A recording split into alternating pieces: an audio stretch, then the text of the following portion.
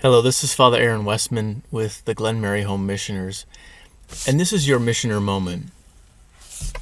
You know, a lot of people really struggle with faith. They struggle believing. They struggle to say yes to God. Even sometimes when they know that God seems to be speaking to their heart, and yet they keep saying no.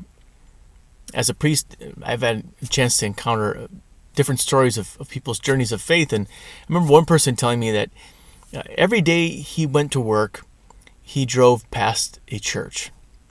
And every day when he drove past, at least almost every day, he felt something in his heart saying to him, you need to go into that church and you need to pray. And he said that for 25 years, he said no. Some feeling inside of him said to him, you should go into that church. And for 25 years, he kept saying no.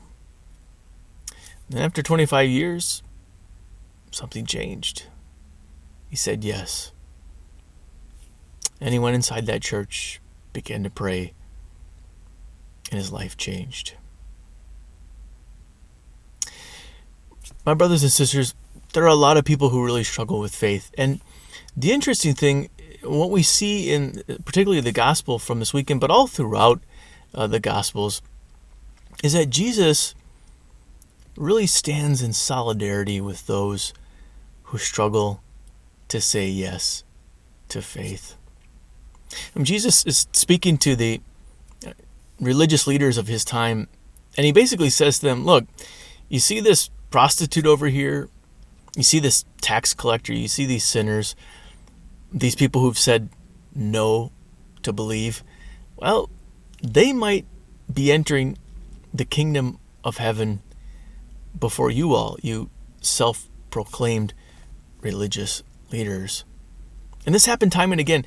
Jesus stood in solidarity with those who struggled to say yes, to believe, to have faith. So what does that mean for us? Well, if we've been a person in our lives and we have had faith, it hasn't been so difficult for us, we might be compassionate with other people who keep saying no and who struggle to believe. And we might stand in solidarity with them because that's what Jesus himself did. And if we're somebody who's been saying no for a really long time to something that we feel in our hearts, maybe today is time to say yes. For indeed, Jesus stands in solidarity with those who say no, who struggle with belief, but he also desires that all of us open our hearts, open our lives to him. May we all be blessed this day.